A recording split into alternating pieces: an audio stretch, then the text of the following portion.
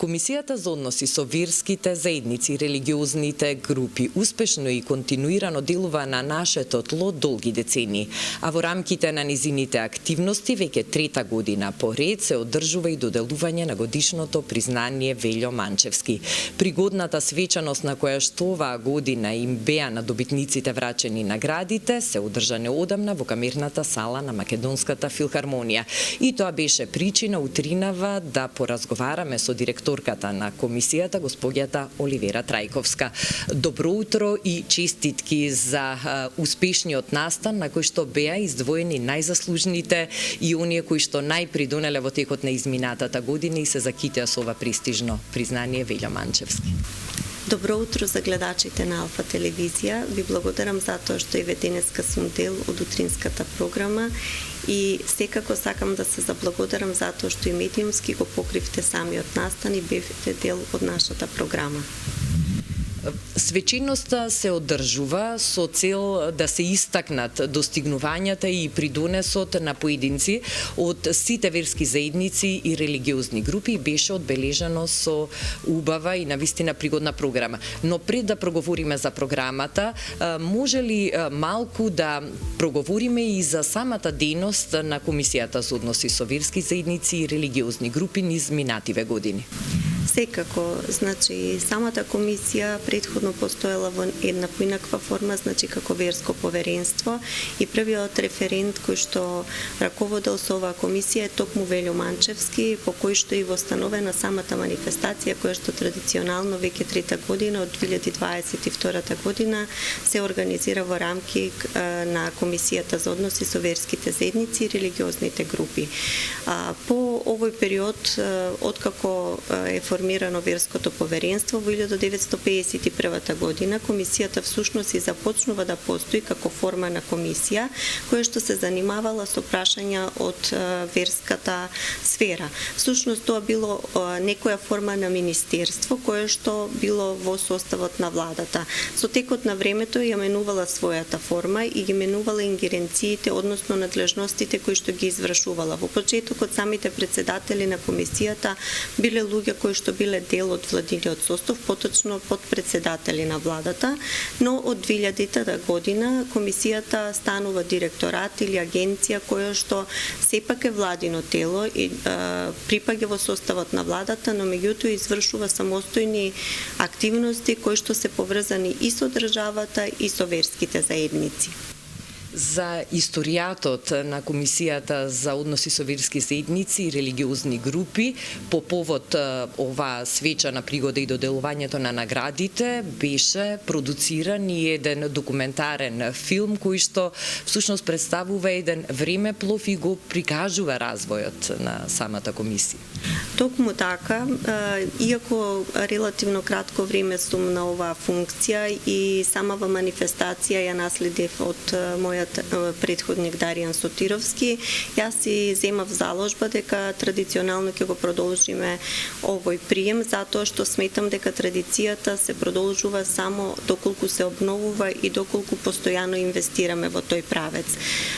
Она што е добра традиција не сме и не никако да биде прекинато и токму затоа си реков дека треба да направиме еден филм кој што ќе зборува малку за комисијата, бидејќи самите граѓани, а поголем дел и од луѓето кои што се вклучени активно во општествениот живот, за жал не знаат кои се ингеренциите на самата комисија за односи со верските заедници и религиозните групи. Па така, благодарение на моите вработени Петар Петковски и Огнен Коцевски, кои што работат во оваа комисија, направивме едно истражување, тука имавме многу добра соработка со печатените медиуми како што се Вечери Нова Македонија, кои што широко ги отворија вратите, нивните архиви ни дадоа материјал тука и Кинотека на Македонија и многу сакам да се заблагодарам на директорите и вработените и уредниците на овие редакции, кои што сестрано не прифатија, ни дадоа помош, ни дадоа материјал и материјалите кои што ги срочивме секако ние поседуваме и одредена архива и овде во комисијата. Тоа се документи, дел од нив се наоѓа во државниот архив, но меѓутоа имаме документи кои што овде ги имаме зачувани и кои што се надевам наредната година ќе бидат дел од еден проект кој што го зацртав за 2025 година, опремување на една галерија во која што ќе бидат изложени токму тие стари документи кои што говорат за самата комисија низ годините. Сценариото го направивме за краток временски период, го подготвував јас, а филмот беше во изработка на магистар Никола Ристевски, кој што долги години се занимава со прашања од областа на културата и археологијата.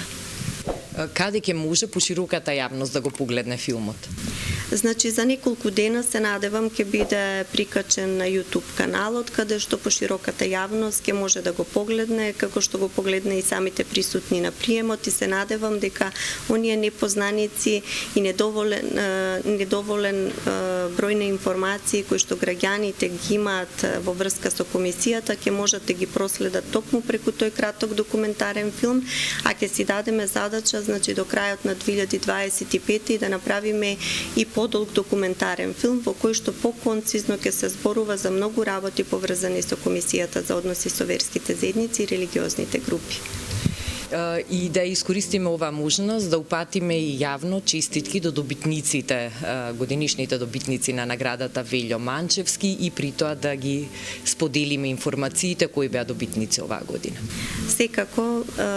сакам уште еднаш, иако и лично им честитав на самите добитници, уште еднаш да им честитам за наградите и да кажам дека да се добие едногодишно признание без оглед на тоа која институција ви го доделува е доказ за вашата постојана работа, за вашиот постојан труд, за вашиот постојан ангажман и за белегот кој што сте го оставиле во општеството. Како добитници на годишното признание Велјо Манчевски оваа година ги имаме Ѓорги Попатанасов, академикот, кој што беше меѓу тројцата предложени од страна на Македонската православна црква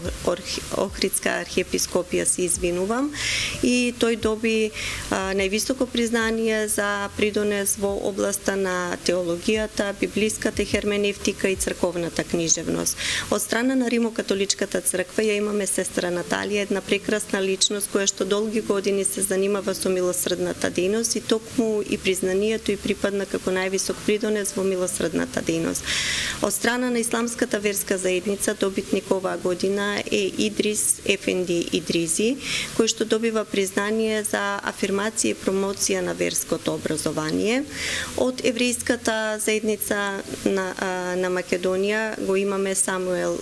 Садикарио. Тој е доста афирмиран и познат на нашата македонска јавност и веќе и добитник на повеќе вакви престижни и високи награди, и кај нас повторно добива награда за животно дело. И последната награда, која што за мене навистина многу значи, бев иницијатор во заеднички разговор со Евангелско-методистичката црква и госпоѓа Вилма Трајковска, со која што остваривме средба. Решивме постхумно да ја доделиме на нашиот трагично загинат председател Борис Трајковски, како највисоко признание за мир, толеранција и промоција на високи морални вредности во општеството. Тоа се добитниците. Се надевам дека на задоволство на целата македонска јавност направивме вистински избор и дека до година повторно ќе имаме вакви луѓе кои што со своето постоење, со своето действување оставаат траен белег во општеството. Ви благодарам за одвоеното време за ова интервју и ви посакувам успешна работа во рамки на комисијата и во предстојните години. Ви благодарам за поканата, ви благодарам за посетата и секако затоа што како медиум ги проследувате оние вести и оние настани кои што се од суштинско значење за нашата македонска јавност.